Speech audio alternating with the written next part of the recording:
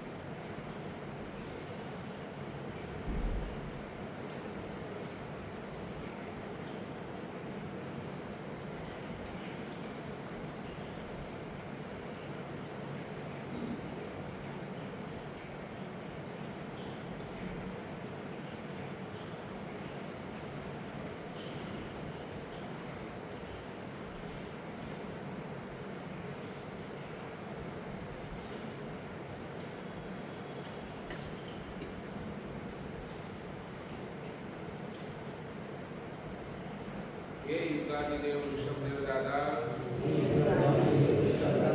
आपना अचिंत्य प्रभावથી હું પૂર્ણ સ્વસ્થ છું.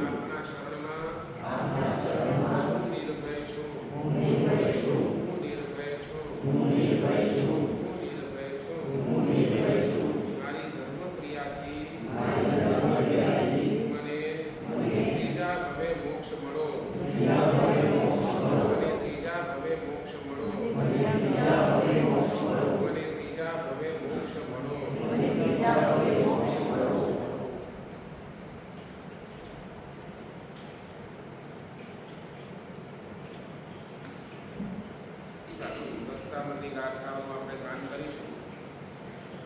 ભક્તાવર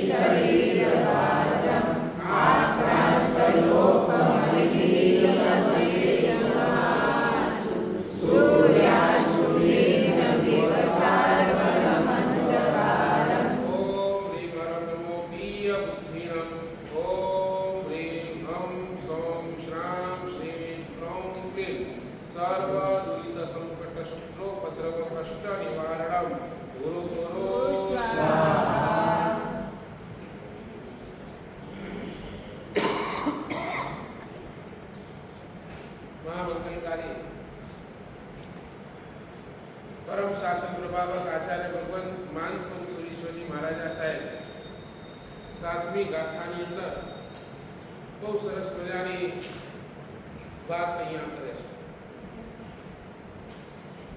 માનતુંગ સુરી કહે છે, અનાદિ અનંત કાળથી આ સંસારની અંદર હું ભટકી રહ્યો છું. જન્મ મરણ જન્મ મરણ જન્મ મરણ જન્મ મરણના ચક્રો મેં કાપ્યા છે અને એ જન્મ મરણના ચક્રોની અંદર મેં શું કર્યું છે? અહીંયા માનતુંગ સુરીશ્વરજી મહારાજા કહે છે, આટલા બધા જન્મ કર્યા, આટલા બધા મેં જન્મ કર્યા, એની અંદર મેં શું કર્યું છે? માત્ર રાગ અને દ્વેષ કર્યા છે. આપણે આપણી જાતને તપાસીએ. માનતુંગ સુરી મહારાજ કહે છે, આપણે આપણી જાતને તપાસીએ. અનાદિ અનંત કાળથી આપણે પણ ભટકી રહ્યા છીએ, આપણે પણ ભટકી ભટકી રહ્યા છે, આપણે પણ આ સંસારની અંદર ઘૂમી રહ્યા છે, આપણે કર્યું શું? તો માત્ર ને માત્ર શાસ્ત્રકાર કહે છે આપણે આપણા અનંત સંસારના અંદર માત્ર ને માત્ર રાગ અને દ્વેષ સિવાય બીજું કાંઈ નથી કર્યું. તો કોનો રાગ કર્યો? કોનો રાગ કર્યો? તો શાસ્ત્રકાર કહે છે સુખનો રાગ કર્યો. 24 કલાક જીવને જોઈએ શું? સુખ જોઈએ. 24 કલાક જીવ સુખનો રસિયો છે. 24 કલાક એને સુખ સિવાય બીજું કાંઈ જોતું નથી. એટલે આખા જન્મ મરણની અંદર પછી તિર્યંચનો ભવ હોય, પછી નરકનો ભવ હોય, દેવનો ભવ હોય કે પછી આ મનુષ્યનો ભવ હોય, એકેન્દ્રિયથી લઈને તિર્યંચ પંચેન્દ્રિય સુધીના મનુષ્યના ભવ સુધીના દરેકે દરેક ભવની અંદર આ જીવે જો કોઈ રાગ કર્યો છે ને તો સુખનો જ રાગ કર્યો છે. નાનકડી એવી કીડી પણ હોય ને, કીડી એને પણ તમે તડકામાં રાખો, શું થશે? એ તડકામાંથી તરત જ્યાં છાય હશે ને ત્યાં દોડતી જશે, કારણ કે કીડીને પણ સુખ પસંદ છે, સુખનો રાગ છે. દેવતાઓ પાસે એટલી બધી સમૃદ્ધિ છે, એટલી બધી સમૃદ્ધિનો મશગુલ છે, કારણ એ દેવતાને પણ સુખનો રાગ છે. આપણે પણ 24 કલાક આપણને સુખનો રાગ છે. અને દ્વેષ કોનો? તો શાસ્ત્રકાર કહે છે દુઃખનો દ્વેષ. એક પણ સમય એવો નથી કે આપણને દુઃખ ગમતું હોય. આપણે દુઃખથી દૂર ભાગીએ, આપણે દુઃખને દૂર કરવાના પ્રયત્ન કરીએ.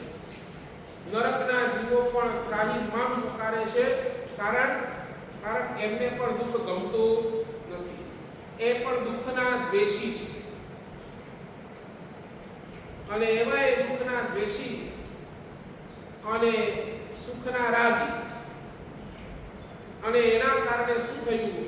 આ સુખનો રાગ પોષ્યો, સુખનો રાગ પોષ્યો, સુખનો રાગ પોષ્યો અને માત્ર દુઃખનો દ્વેષ કર્યો અને એના કારણે જીવે અનંત કાળની અંદર, અનંત જન્મ મરણની અંદર કેટલાય બધા ઘોરાથી ઘોર કર્મના ઉપાર્જન જીવે કરી.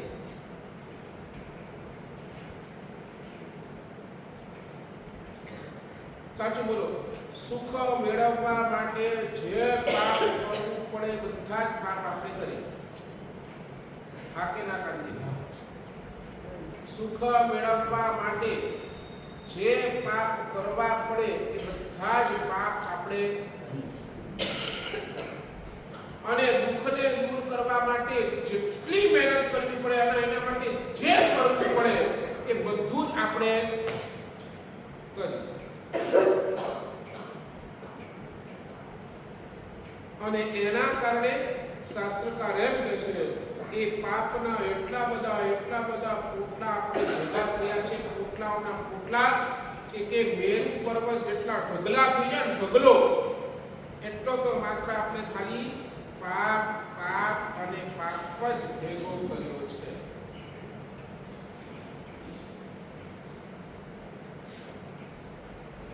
માનતુંગ સુરી મહારાજ કહે છે આવી મારી સ્થિતિ છે,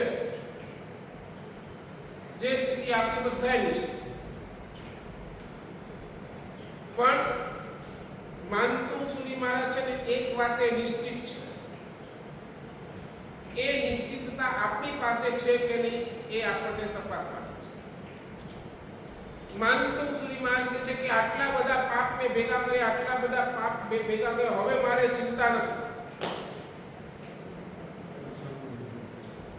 મને એક પણ જાતની હવે એક પણ ચિંતા નથી, કારણ મને ખબર છે આપની ભક્તિ કરીશ, આપની અંદર એકમેક થઈ જઈશ. હું આપની ભક્તિ કરીશ, દાદા આપના શરણે આવ્યો, આપની ભક્તિ કરીશ ને આપની અંદર કેવો થઈ જઈશ? તો એકમેક થઈ જઈશ.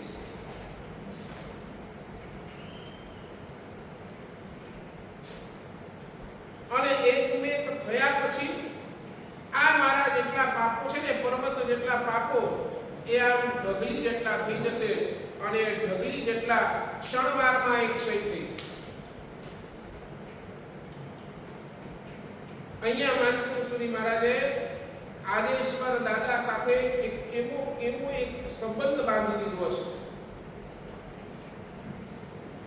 આપણે કહીએ ને પરમાત્મા બની જશે, અરિહંતના ધ્યાને અરિહંત બની જશો અને જીવની ભક્તિ કરતા કરતા જીન બની જશો. જ્યારે આપણો આત્મા પરમાત્મા સાથે જોઈન્ટ થઈ જાય, એની સાથે રંગાઈ જાય, તો આપણો આત્મા પણ કોના જેવો થઈ જાય? તો પરમાત્મા જેવો જ થઈ જાય. એક મેક એ પરમાત્મા તારી ભક્તિ કરીશ અને હું એક મેક થઈ જઈશ. એટલે કેવો એક રિલેશન એ પરમાત્મા સાથે અમને બાંધી. અને આ માનતુંગસુરી માએ આપણને સૌને આજે એટલો જ પ્રશ્ન કરે છે, દોસ્ત તમે એટલી વાત કરો, તમારો રિલેશન ભગવાન સાથે શું?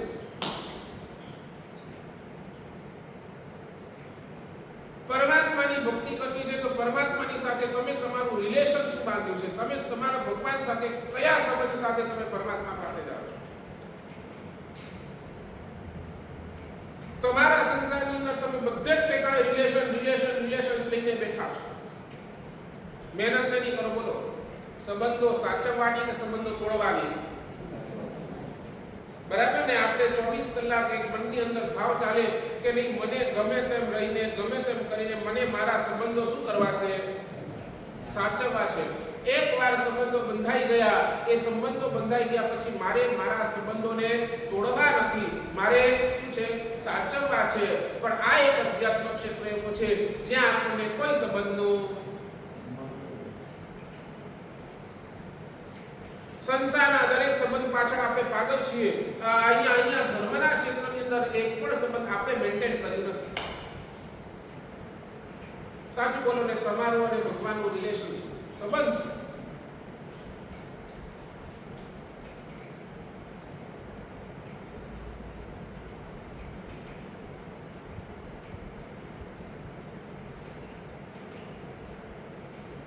શું સંબંધ? હે? ભક્ત કે ઠગ ભગત?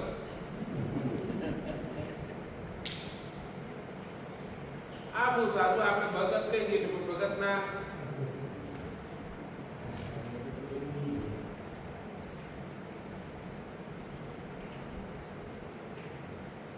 સાચું બોલો. તમારા ઘરની અંદર તમારા પિતાજીનું જે સ્થાન છે એ સ્થાન પર પરમાત્મા ખરા છે. નહીં સમજાય? તમારા ઘરની અંદર જે સ્થાન તમારા પિતાજીનું છે, જે સ્થાન પિતાજીનું સ્થાન એટલે તમારા પૂજ્યપાદ પિતાજીનું સ્થાન કેવું?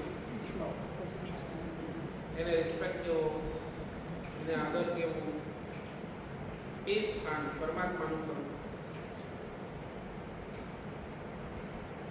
તમારા ઘરની અંદર જે સ્થાન તમારી માતાનું છે એ સ્થાન પરમાત્માનું કરવું.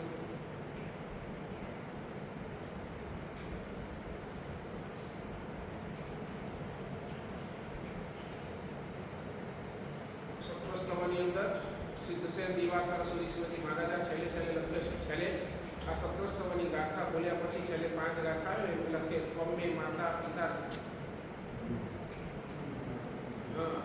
ભગવાન તું જ મારી માતા છે, ભગવાન તું જ મારા પિતા છે.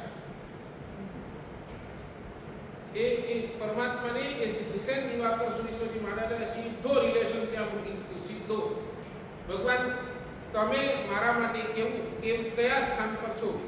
જે સ્થાન મારા પિતાજીને હું મારા સંસારની અંદર આપું છું એ જ સ્થાન હું તમને મારા આ જીવનની અંદર એ સ્થાન પર તમે રાખું છું. જે સ્થાન મારા માટે મારી માનો છે એ જ સ્થાન મારા માટે તમારો છે.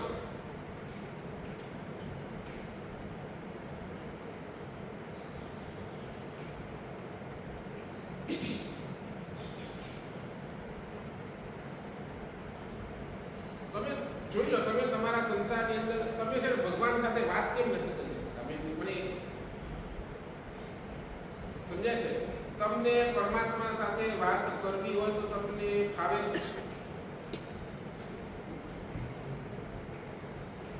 શું ભરતભાઈ, પરમાત્મા સાથે વાત કરવી તો ફાવે? શાંતિભાઈ ફાવે?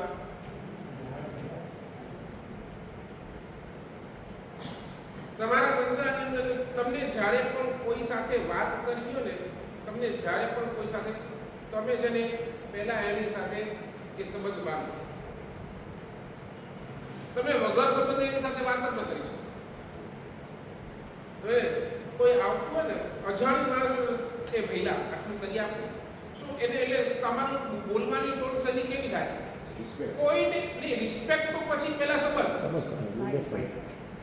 અરે ભાઈ મારું આટલું કામ, અરે બેન મારું આટલું કામ કરી આપો, બરાબર ને? તમારું ટોન ક્યાંથી શરૂ થાય? એટલે પહેલા તમને કોઈ સાથે પણ બોલવું હોય, કોઈ સાથે પણ તમને શું કહેવાય એ કનેક્શન કરવું હોય, કોઈ સાથે તમને કઈ વાત કરવી હોય, એનું પહેલું ટોન તમારું કેવું થાય? સંબંધ સાથે.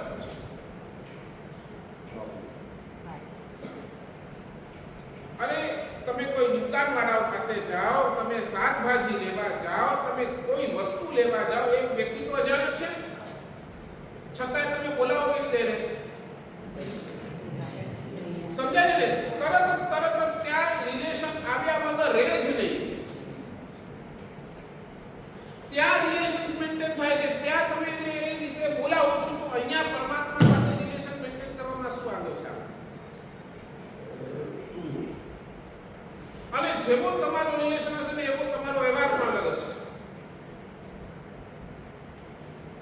ઘરની અંદર 4 સ્ત્રી હોય, એક માં હોય, બેન હોય, દીકરી હોય અને પત્ની હોય. બોલો, ચારો અલગ અલગ. માં સાથેનો તમારો વ્યવહાર અલગ, બરાબર? બેન સાથેનો વ્યવહાર અલગ, પછી દીકરી હોય તો એની સાથેનો વ્યવહાર અલગ, અને તમારી ઘરવાળી હોય તો એની સાથેનો વ્યવહાર. અને ત્યાં તમે એમની સાથે વાત કરો તો પણ એકવાર શું છે કે રિલેશન જોઈને કરો ને.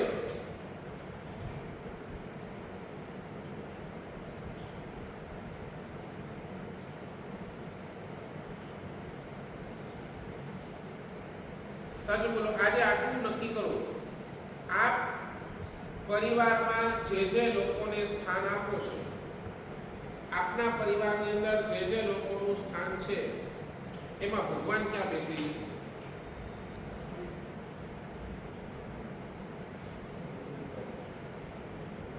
સમજાયો મારો પ્રશ્ન? તમારા પરિવારની અંદર જે સ્થાન તમે તમારા પરિવારજનોને આપો છો, એમાં ભગવાનનું સ્થાન ખરો કે નહીં?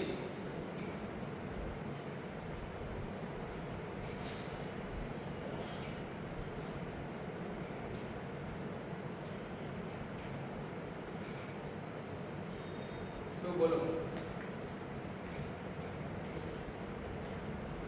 નહીં? આજે બોલો, કેટલા વર્ષ ત્યાં તમે નિરાશર આવો છો, કેટલા વર્ષ ત્યાં તમે પૂજા કરો છો, કેટલા વર્ષ ત્યાં તમે દાદાની ભક્તિ કરો છો, ભગવાન સાથે આપણે રિલેશન નથી બનાવ્યું.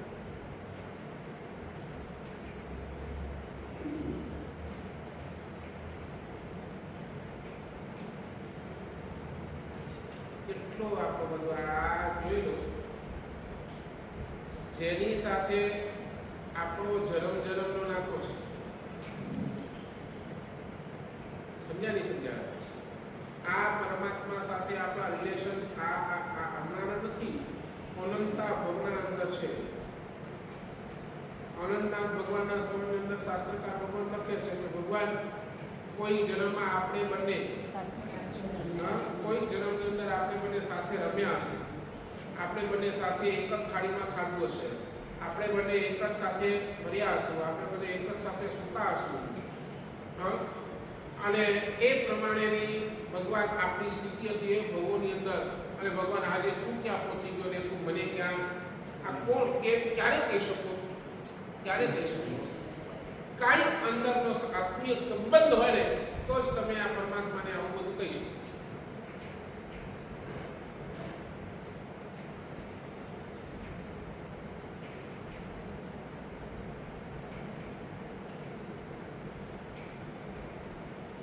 તમે સાચું કહો, તમારા બધાના અંદર મંદિર છે, માસક સંસારના બધા જ રિલેશન તમને સંભાળવા પડે નહીં?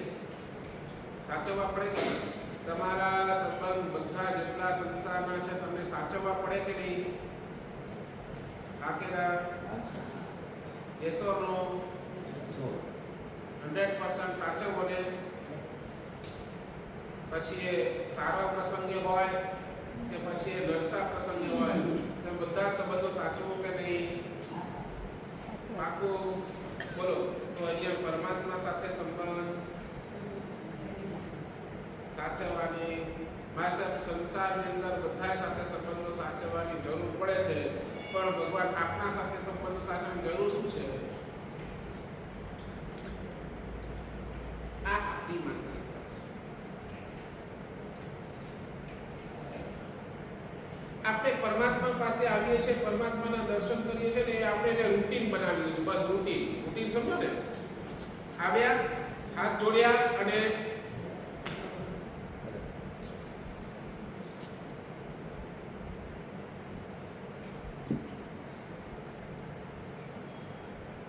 ક્યાં? અરે આનંદગંજી મહારાજાએ તો સીધો પરમાત્મા સાથેનો રિલેશન ડિક્લેર કરી દીધું. ભગવાન પહેલા રિલેશન એ વાત કરીને તો ત્યાંથી જ કર્યું. વૃષભ જીનેશ્વર પ્રિયતમ ઓરન ચાહુરે કંત જીનેશ રીજીઓ સાહિબ સંગ ન પરિહરે ભાંગે સાદી અનંત જીનેશ. તો ભગવાન સાથે પહેલો જ રિલેશન શું? ભગવાન આપ મારા શું છો? પ્રિયતમ છો, એટલે કે આપ મારા પતિ છો અને આપના સિવાય બીજો કોઈ કંત એટલે શું ને? હા, કોઈ પણ પતિ મને ઈચ્છતો જ નથી. આપ જ મારા માટે કયો સ્થાન આપ્યો અહીંયા? એક હસબન્ડનો, સમજાય છે ને? હસબન્ડનો સ્થાન આનંદગંજી મહારાજાએ એક. અને સ્ત્રી શું કરે? હંમેશા પોતાના પતિને રીઝવવાનું કરે, બરાબર ને? મારો પતિ મારાથી રીઝશે તો એ મને બધો જ સુખ આપી શકશે. આ એક સ્ત્રીની મનની કલ્પના. અને એવી રીતે આ આનંદની વાત, રીજીઓ સાહિબ સંગ ન પરિહરે. એટલે એકવાર આ દાદા મારાથી રીઝી ગયો, એકવાર દાદા તું મારાથી રીઝી જા, પછી એનો પ્રભાવ શું? સંગ ન પરિહરે, એટલે ત્યારે પણ આપણા છૂટા છડાવે ભાંગે સાદી અનંત જીનેશ્વર. એટલે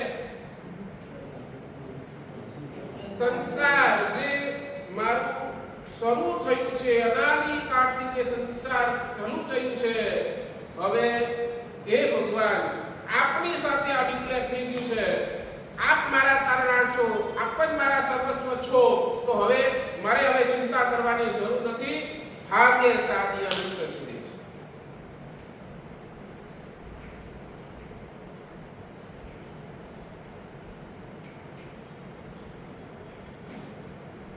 ક્યાં સુધી?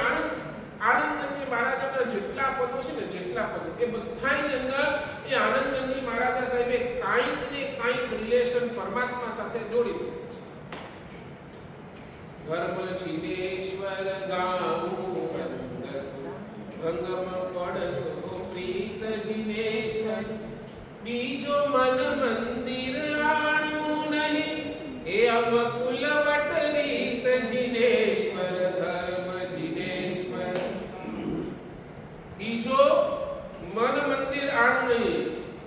એક પતિવ્રતા સ્ત્રી હોય, સતી હોય ને, એના મનની અંદર એક જ પતિ ધર્મ, એક જ મારા જેની સાથે સંબંધ જોડાયા છે એ જ મારા માટે સર્વસ્વ. એની સિવાય એ બીજાને કોઈને પણ બીજો મન મંદિર આણું નહીં એ અમ કુલ વટ રીત જીવે છે. આ અમારી કુલની પરંપરા છે.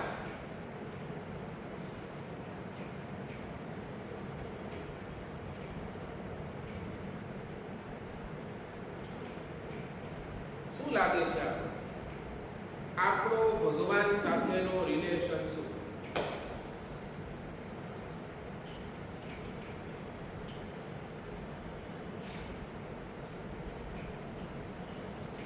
મીરાએ ગટગટતો આ ઝેરનો પ્યાલો પી લીધો, કારણ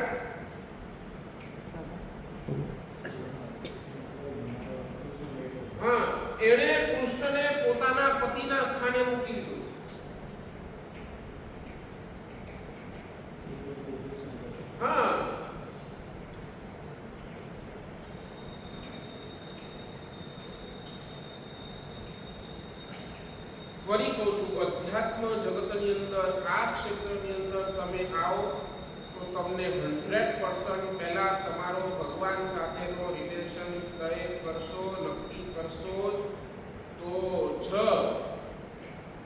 તમે આગળ વધી શકશો.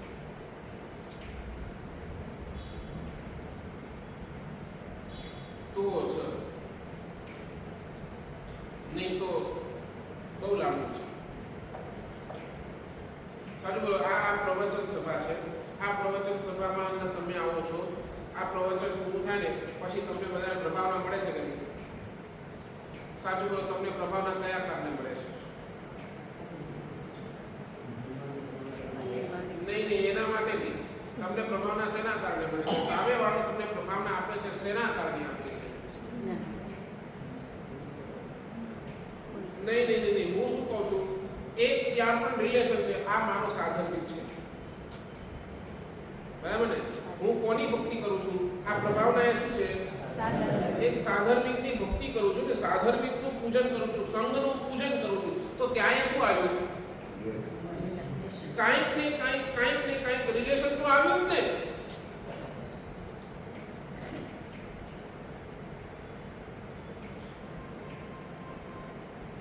કોઈ 5 મિનિટ માટે આવ્યો, કોઈ કલાક માટે આવ્યો, તોય તમે પ્રેમથી અને પ્રભાવના કેમ? એક રિલેશન છે ને.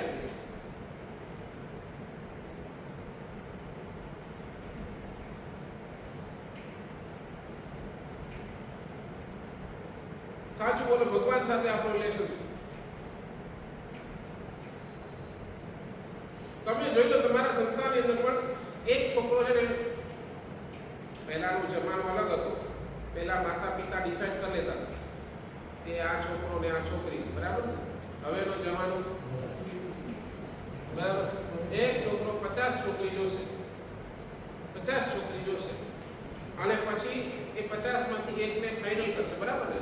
અને પછી એનો ડિક્લેર કરી દેશે કે હવે આ મારી પત્ની. પછી એ છોકરો જે છે ને, એ છે ને, લગ્ન થઈ ગયા બાદ આ એની છોકરી જ્યારે આવશે ને, તો એની સાથે વાત કેવી કરશે?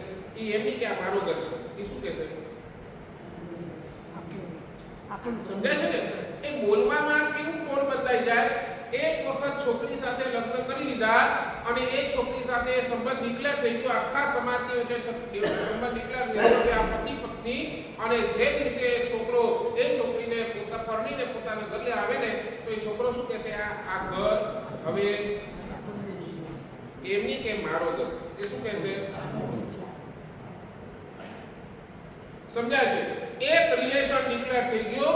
આખી તમારી વ્યવસ્થા, આખી તમારી બધી બોલવાની ઢબ, બધું જ શું છે એ વખતે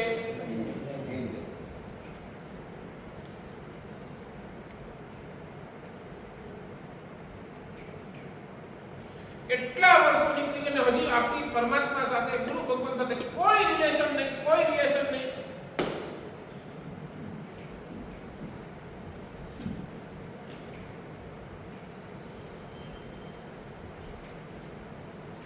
વગર રિલેશન ભૂલી જાઓ તમે. વગર રિલેશન ભગવાન ને, વગર રિલેશન તમને ભગવાન મળી જાય, વાત ભૂલી જાઓ. અથવા તો તમે ભગવાન બની જાઓ, વાત ભૂલી જાઓ.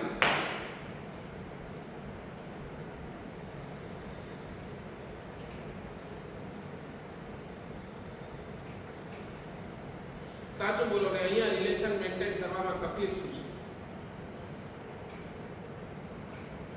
શું વાંધો શું છે? મને ખબર તો પડે ને. કેમ નથી બાંધતા ભગવાન સાથે?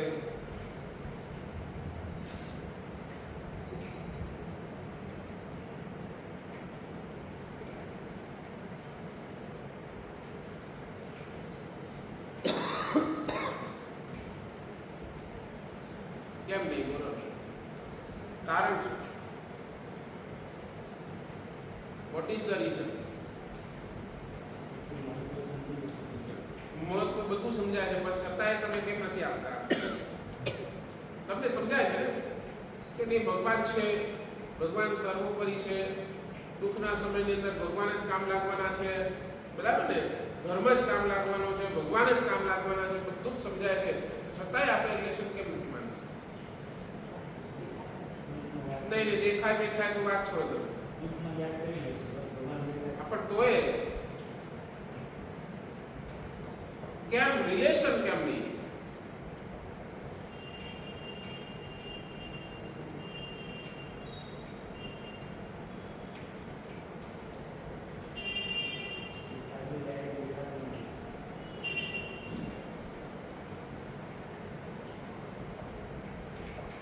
કેમ? હું તમને કહું, સાચે હૃદયથી કહું, તમે તમારા સંસારની અંદર જોઈ લો, જ્યારે તમે કોઈ સાથે રિલેશન મેન્ટેન કરો છો ને, ત્યારે એ રિલેશન સાથે છે ને એ બીજા પણ બધા કોન્સિક્વન્સ લાગે છે, બરાબર ને? જેમ તમારો સંબંધ જોડાયો તમારી પત્ની સાથે, તો એની સાથે બીજા પણ હવે એનું ભરણ પોષણની જવાબદારી કોની? બરાબર ને? એ જે ડિમાન્ડ કરે એને પૂરી કરવાની જવાબદારી કોની? બરાબર ને? એ રિલેશન તમે બનાવો એટલે મનની અંદર એક વાત સેટ કરી દેજો, રિલેશન એ તમારા મનની અંદર ફિક્સ છે, સબકોન્શિયસ માઇન્ડ ફિક્સ છે, રિલેશન બનાવીશ ને તો કાંઈક ને કાંઈક આપવું પડશે. નહીં બેઠી વાત. હું જ્યારે કોઈ સાથે રિલેશનમાં આવું છું તો ક્યાંક ને ક્યાંક મને કાંઈક આપવું પડશે. એ તમારા સંસારના છે, પછી તમે ભલે મિત્ર હોય, તમે મિત્ર છે, જીગરજાન મિત્ર છે, એકવાર તમે એની સાથે લેશો, એને તકલીફ આવી તમને ફોન કરશે ને કાંદીમાં, 2000 જરૂર હલાડે બાદ, અને તમને ત્યારે એ રિલેશનના નાતે તમને શું કરવું પડે? આપવું પણ પડે, બરાબર ને? એટલે તમે બીજા સાથે રિલેશન મેન્ટેન કરતા પેલા 1000 વિચારશો, અરે આની સાથે રિલેશન મેન્ટેન કરીશ ને તો મને ક્યારેક ને ક્યારેક, બોલો તમે બોલો, આપવું પડશે. અને ભગવાન સાથે તમે એટલા માટે રિલેશન મેન્ટેન કરો, ભગવાન તારી સાથે સંબંધ માંગીશ ને મને કાંઈક ને કાંઈ.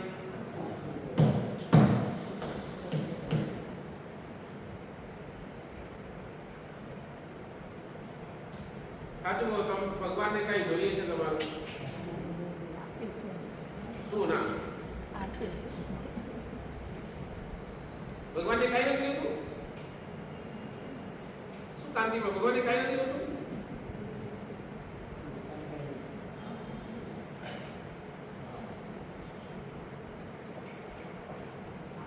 નહીં? ભાઈ ભગવાનને કાંઈ નથી હોતું?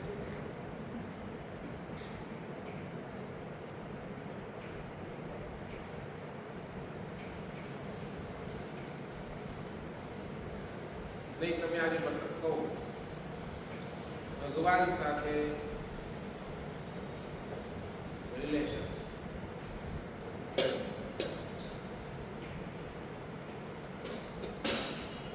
સાચું બોલો, તમને કહું, તમારી પાસે કોઈ ભિખારી માંગવા આવે અને તમારા પિતાજી તમારી પાસેથી માંગે, સાચું બોલો, ફરક કે નહીં?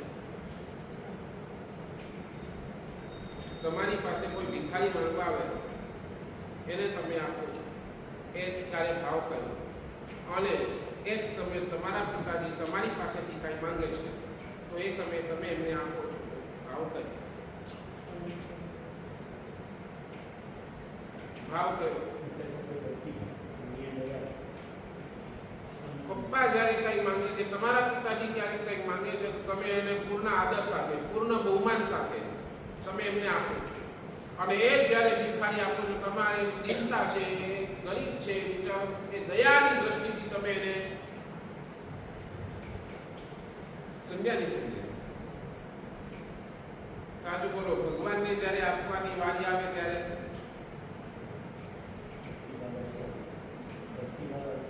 શું ભક્તિભાવ? રેવા રોઈ રોઈને તો આપો છો, અહીંયા ન આપવું પડે તો વધારે સારું એમ વિચારો છો, નહીં? આપની માનસિકતા શું કે ભાઈ અહીંયા તો માંગવાનું.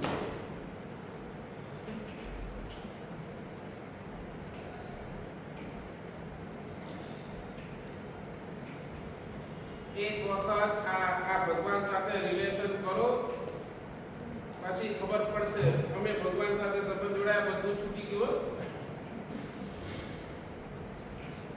સીધો આવી ગયા.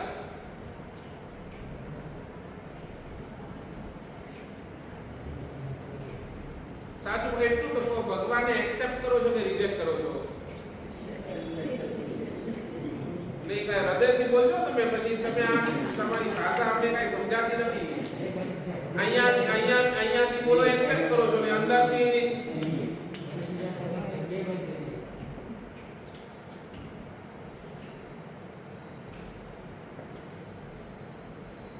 એ રિલેશન ખાલી કઈ બોલવાથી મેન્ટેન નથી થતું. સમજાય છે ને? ખાલી બોલી લીધું રિલેશન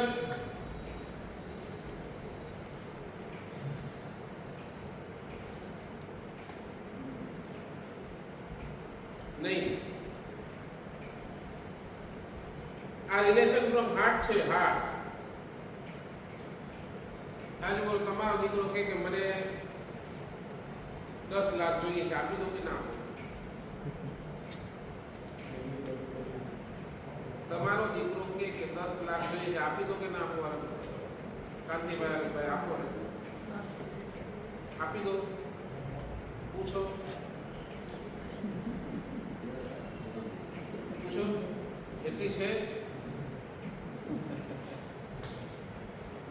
સમજાય છે શું કહું? પૂછો કે ભાઈ શું કામ જોઈએ છે. અચ્છા, પૂછો પછી આપી દો ને. ચાલો પૂછો, એ કે મને ફલાણા મને ફરવું છે, કે મને ધંધો કરવો છે, મને આ કરવો, તમે આપી દો ને. યસ ઓર નો? આપી દો ને. તો એ કે મને આ કરવું છે, આવું છે, તમે એને આપી દો ને 10 લાખ. પછી એને કોને કે હજી જોઈતો તો કેજે બેટા. નહીં, સાચું બોલો ને, મને સાચું બોલો. આ હોય કે ન હોય તમારા સંબંધની અંદર, પિતા પુત્રના સંબંધની અંદર આ છે કે નહીં? તમે એને કોને કે ભાઈ તારે ક્યાંક ઓછું પડે તો હજી કે જે તારો બાપ બેઠો છે, તમે એમ જ કહો ને. બોલો ભગવાન પાસે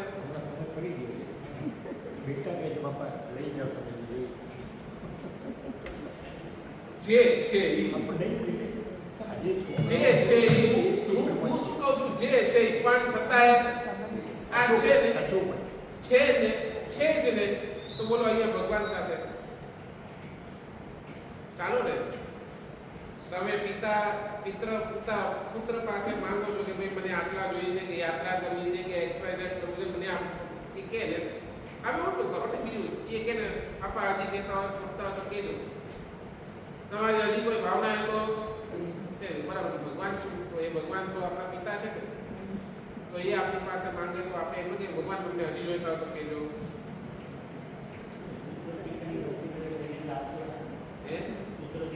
એ તો એનો લાભ જ છે, પણ એ કેવો લાભ? કાંઈ લાભ નહીં, કર્મના બંધન છે.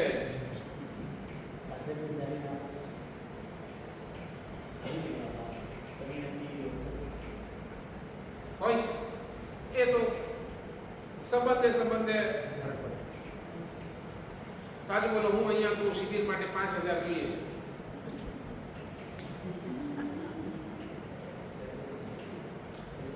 બોલો કેટલી વાર અહીંયાથી જાહેરાત કરવી પડે? સમજાય મારો ભાવ શું કહું છું? ત્યાં દીકરો એકવાર માંગે અથવા તમે એકવાર દીકરા પાસે માંગો તો દીકરો ફટ કરીને તમને. અને અહીંયા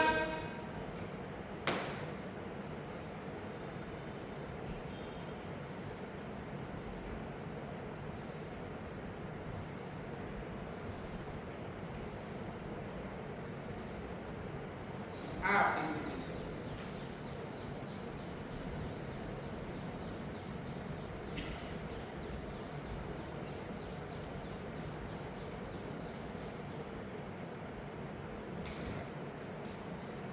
ક્યાં જશે?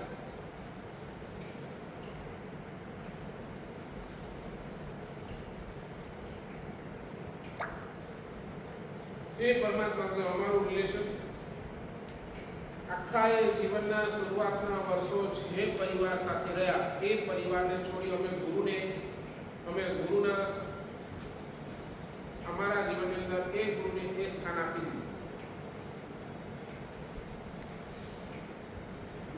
અરે ઘરની અંદર જે પિતાની સેવા એક દીકરો કરી શકે એના કરતા વિશેષે સેવા એ ગુરુની અમે કરી.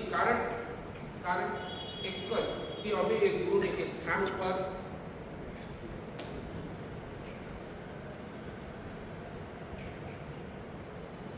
પરિવારે બધું જ આપ્યું, પણ પરિવાર કરતા પણ વિશેષ અમને કોઈ આપ્યું તો અમારા ગુરુદેવ છે.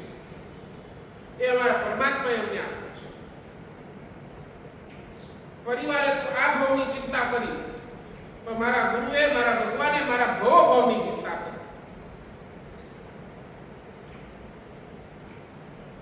અને એટલે છેલ્લે સુધી પણ એ પરમાત્મા આ શરીરમાંથી પ્રાણને ત્યાં સુધી ભગવાન આપને છોડીને તો બીજે ક્યાંય જ નહીં છે.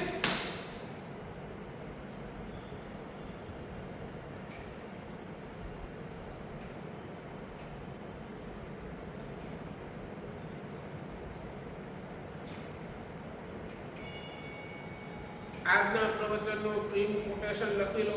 સાધના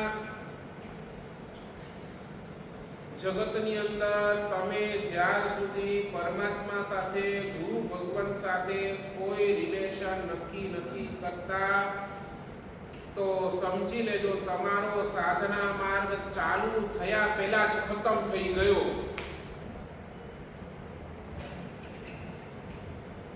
સાધના માર્ગની અંદર પરમાત્મા સાથે, ગુરુ ભગવાન સાથે જ્યાર સુધી રિલેશનની અંદર નથી આવતા ત્યાર સુધી તમારો સાધના માર્ગ ચાલુ જ નથી થતો. પછી તમે ગમે એ કરો, લાખોના ડોનેશન આપો, સમજાય છે, હજારો સામાયિક કરો, હજારો પૂજા કરો, આ બધું જ શાસ્ત્રકાર ભગવાન કહે છે.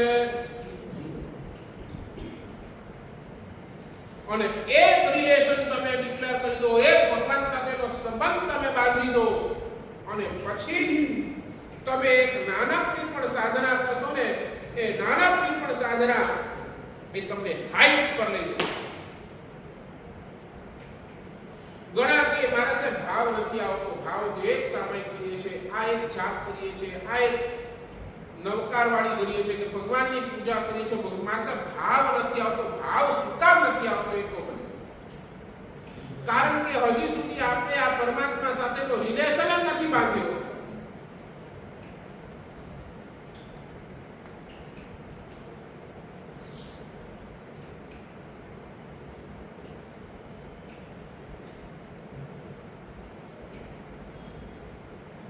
અને તમારા સંસારના ક્ષેત્રની અંદર છે ને કદાચ છે ને કોઈ રિલેશનની અંદર દરાર આવી છે, દરાર છે ને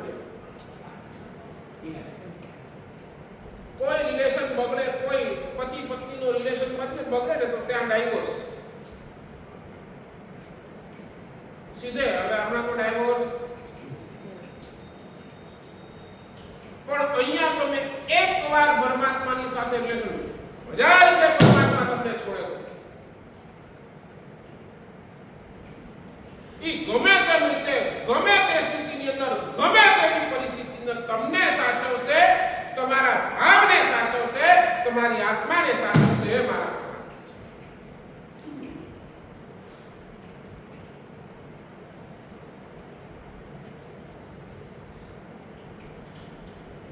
ગમે એની સ્થિતિ આવે છે, વી આર હેપી બીકોઝ અમને એટલી તો નિશ્ચિતતા છે અમે ક્યાં પણ જશું, અમારું કાંઈ પણ થશે ને તો અમારો રખેવાળ ઉપર ભગવાન બેઠો છે.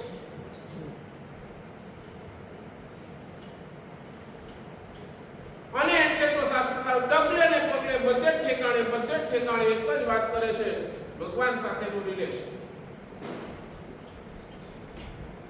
ત્વમ માતા મે ત્રિભુવન ગુરુ, ત્વમ પિતા, ત્વમ ચ બંધુ, ત્વમ મે મિત્રમ, ત્વમ અસી શરણમ, ત્વમ ગતિ, ત્વમ ધૃતિ, મે ઉદ્ધારતમ ભવ જલદી મે તતો નૈનમ કિમ અપી મનસા સંસારે દેવ દેવ.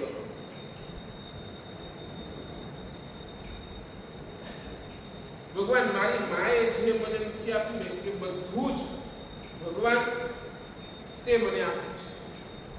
મારી માએ તો માત્ર મને જન્મ આપ્યો, પણ એ જન્મ મારે સુધારવા આવે ને તો ભગવાન તે મને આપ્યું છે. એટલે ભગવાન તું મારી માં છે. મારા પિતાએ તો મારું આ ભવનું સંરક્ષણ ગોઠવી નાખ્યું. એ મારા પિતાને માત્ર આ ભવની ચિંતા, મારો દીકરો કમાય, મારો દીકરો સુખી બને, મારો દીકરો સેટલ થઈ જાય, આ ભવની ચિંતા. પણ ભગવાન તે મારા ભવની ચિંતા, ભવનું સંરક્ષણ,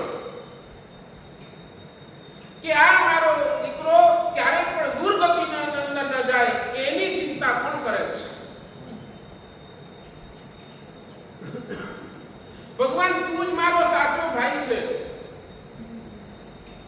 સંસારની અંદર ભાઈ એ સ્વાર્થનો રિલેશન છે. આજે ભાઈનો નથી રહ્યો, સગો ભાઈનો નથી રહ્યો. અને અહીંયા ભગવાન તું મારો ભાઈ, ટોપ ક્લાસનો બંધુ, મારા હર સુખ દુઃખની અંદર ભગવાન તું ઊભો છે.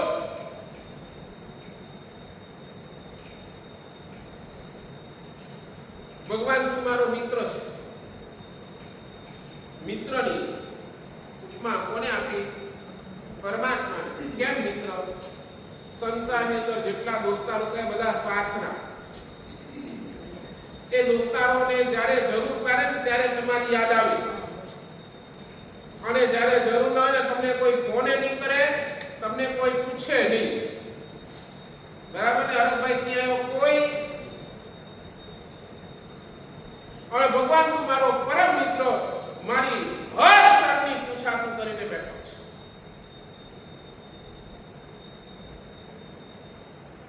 ભગવાન મારા પગની ગતિ પણ તમે છો. ભગવાન મારી બુદ્ધિ એ નિર્મળ છે ને એનું કારણ પણ તમે જ છો. ભગવાન મને આ ભવસાગરથી તારનારા, ભવસાગરથી બહાર નીકાળનાર પણ તમે જ છો. ભગવાન અને મને મોક્ષ સુધી લઈ જવા વાળા પણ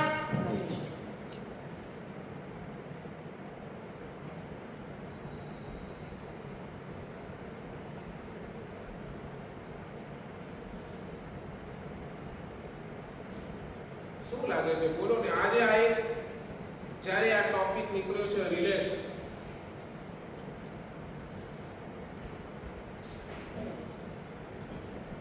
નહીં તમે નૌકાની અંદર બોલો છો ને, એસો પંચ નમુકારો સર્વ પાવકપણાસુ. તાકાત કોની છે? બોલો. તાકાત એ પંચ પરમે. આ પાંચને કરેલો નમસ્કાર. તો આ પાંચને તમે ક્યારે નમસ્કાર કરી શકો? જ્યારે તમે એની સાથે કોઈ રિલેશન જોડ્યો હોય તો.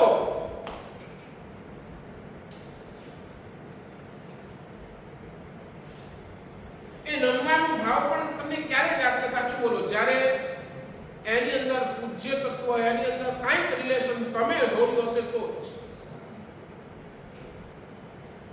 અને આ માનતું સુધીમાં આ જ કે છે કે પ્રભુ તારી સાથે મારો રિલેશન જોડાઈ ગયું, તારી સાથે હું જોડાઈ ગયો. હવે શું? તો હવે મારા જેટલાય પણ ભવના સંચિત પાપ છે ને, મને બિલકુલ ચિંતા નથી. બધા જ મારા દૂર થઈ જશે, ક્ષય થઈ જશે. તે ઉદાહરણ આપે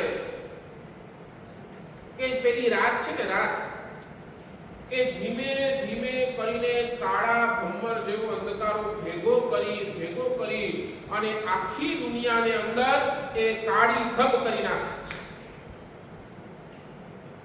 પણ સવારની સૂરજની પહેલી કિરણ આવે અને એ અંધકાર ક્ષણવારની અંદર બધું જ શું છે? ગાયબ.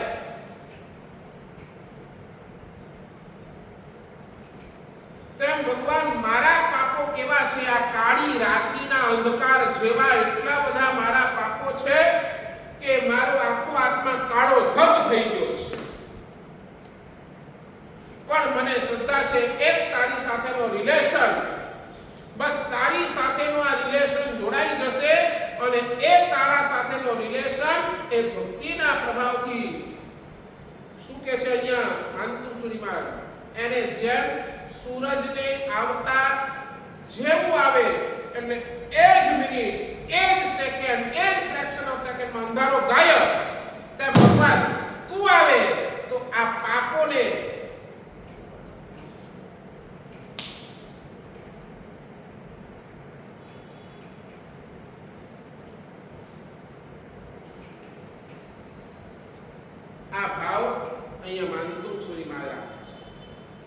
આપણે પણ જો આની અંદર ઘડાડૂબ થવું હશે ને તો આ ભાવ એટલે જ શાસ્ત્રકાર કહે છે સાતમી ગાથાનો સ્વાધ્યાય એનો વારંવાર પારાયણ કરવાથી કર્મના ક્ષય કરવાની અમોઘ સાધના આ ભક્તામણની છે.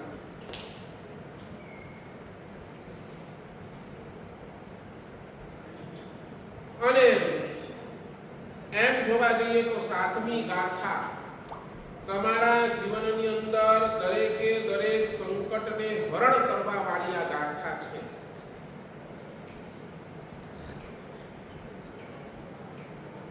જેટલા પણ દુરિત છે, જેટલા પણ સંકટ છે, એ બધાયને આ સાતમી ગાથા હરણ કરી લે છે. અને એના માટે શાસ્ત્રકાર ભગવંતોએ બહુ સરસ મજાનો ઉપાય આપ્યો છે. જ્યારે પણ તમને લાગે કે મારા જીવનની અંદર કોઈ સંકટ છે, મારા જીવનની અંદર કોઈ તકલીફ છે, મારા જીવનની અંદર કોઈ પ્રોબ્લેમ છે અને મારા એ પ્રોબ્લેમને દૂર કરવું છે, તો શાસ્ત્રકાર ભગવંત એટલું જ કહે છે કે આદેશ્વર ભગવાન અને આ સાતમી ગાથા એનો અભિષેક કરો. અને એ અભિષેક દ્વારા એ તમે તમારા સંકટનું નિવારણ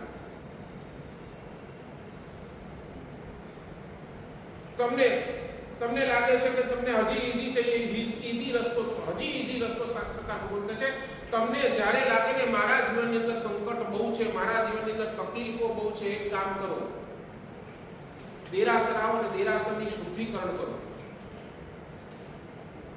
જિનાલયમાંથી ઝાડુ કાઢો, કાજો કાઢો, જિનાલયમાંથી કાઢો 100% તમારો સંકટ. તમે જુઓ ને વાસણ આમ તેમ પડ્યા છે, ગંદરા છે, આવો થોડો શું કરો, વાસણ છે, આપણે થાળી છે, વાટકીઓ છે, કળસા છે, એને એકવાર સાફ કરીને મૂકો, તમારા જીવનમાંથી સંકટ ગાયબ. તમે જુઓ કે અંગૂઠા આમ ગમે તેમ પડ્યા છે, એકદમ એ થઈ ગયા છે, તમે લઈ જાઓ તમારા ઘરે અને એને ચોખ્ખા વ્યવસ્થિત જુઓ અને અંગૂઠા તમે લઈ આવો દેરાસરની અંદર, તમારા જીવનની અંદર સંકટ આવશે.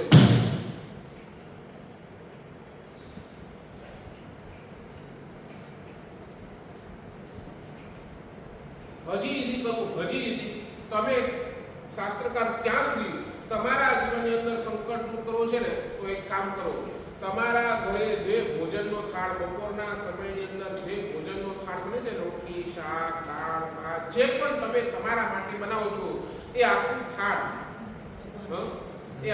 થાળ ભગવાનને રોજ સમર્પિત કરો.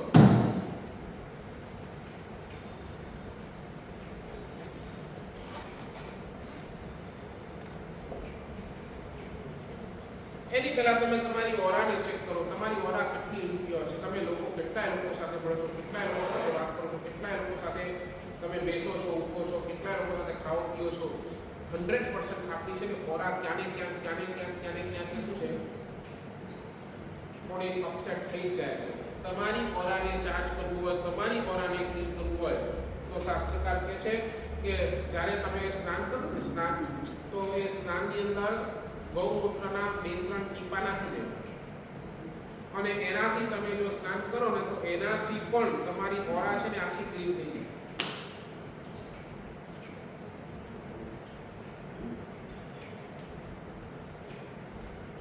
ભાઈઓ, તમને લાગતું હોય કે મારું કામ બહુ ધીમું ચાલે છે, વધતું નથી, તો ત્યાં લખ્યું કે ભાઈઓને છે ને ચાંદીનો કડો પહેરો, તો તેનાથી તમારું કામ ફાસ્ટ ચાલશે. બધું જ સંકટ અહીંયા દૂર થઈ શકે છે. બસ આપણે પરમાત્મા સાથેનો એક રિલેશન બનાવો. સાચું બોલો, જ્યારે ભગવાન પોતાના લાગે ને ત્યારે આ બધું થઈ શકે. બરાબર ને? ભગવાન પોતાના લાગે તો તમે એને ભોજનનો થાળ અર્પિત કરી શકો. ભગવાન પોતાના લાગે ને તો તમે એની જગ્યાની શુદ્ધિકરણ, ભગવાન પોતાના લાગે ને એટલે તમારા મનની અંદર પરમાત્માનો અભિષેક કરવાનો ભાવ આવે. બરાબર? આ કરો અને સાતમી ગાથાનું ગાન કરો. સાતમી ગાથા તમને આ બધું આપશે. એ આજના દિવસે મંગલ શુભકામના. વિનાજના વિરુદ્ધ બોલાયો હાર્દિક ઈચ્છામી દુક્કડમ. બરાબર પૂજ્યપાદ 20 યરમાં તપ ખૂબ ભાવથી ચાલી રહી છે. તારીખ શ્રાવણ સુદ આજે બીજ, બસ માત્ર 2 દિવસની અંદર એટલે કે શ્રાવણ સુદ પાંચમ માસ ધરનો દિવસ અને એની સાથે સાથે નેમનાથ દાદાનો જન્મ કલ્યાણક, શ્રાવણ સુદ છઠ નેમનાથ દાદાનો દીક્ષા કલ્યાણકનો દિવસ અને 2 દિવસ એટલે કે 9, 10 અને 11 એની સાથે સાથે પૂજ્યપાદ તપ ચક્ર ચક્રવર્તી અચલ ગચ્છાધિપતિ પ્રભુ આચાર્ય ભગવાન ગુણોદય સાગર સુરેશ્વરજી મહારાજા સાહેબ એમની 5મી પુણ્યતિથિ એટલે કે શ્રાવણ સુદ છઠના દિવસે આવી રહી છે. સમગ્ર અચલગત જૈન સંઘની અંદર, ભારતભરની અંદર સામૂહિક 8મ તપનું આયોજન શ્રી અખિલ ભારત સંઘે કર્યું છે. એની અંદર 9, 10 અને 11 20 યરમાં તપ કરવા વાળાને પણ અનુકૂળતા રહે એટલે 9 ના ઉપવાસ છે, 11 ના ઉપવાસ છે. વચ્ચે આવ્યો છે એક 10 તારીખ. 10 તારીખના પણ જો ઉપવાસ કરો તો એક 8મ થઈ જાય. તમારે આગળ પાછળ ક્યાં વધારે ખેંચવાની જરૂર પડશે નહીં. એના સિવાય પણ બીજા કોઈને પણ 8મ કરવાની ભાવના હોય તો પેઢી ઉપર નામ લખાવજો. આખાય 8મના તપના પ્રભાવનાના લાભાર્થી માતૃશ્રી દમયંતીબેન મુરજી રતનસિંહ ગડા ગામ નાના રતડિયા પરિવારે આખાય આયોજનનો લાભ લીધો છે. તો જેમને પણ 8મ કરવાની ભાવના હોય તો 8મના નામ લખાવજો અને એ રીતે સૌ કોઈ એ પરમાત્માની આરાધના ક્રિયામાં પણ કંઈ ફરક નથી. જે તમે આરાધના કરો છો એ જ આરાધના તમારે કરવાની છે. એની અંદર કાંઈ ફરક નથી. અરિયન પદ્ધતિ આપણે આરાધના કરી રહ્યા છે અને અરિયન પદ્ધતિ આરાધના કરવાની છે. એટલે ક્રિયાની અંદર પણ કોઈ ફરક નથી. એટલે એ રીતે સકલ શિષક 8મની અંદર પણ જોડાય, દાદાનું કલ્યાણ પણ આપણે ઉજવીએ એવા એક ભાવ સાથે જેના જ્ઞાન બોલાયું હોય.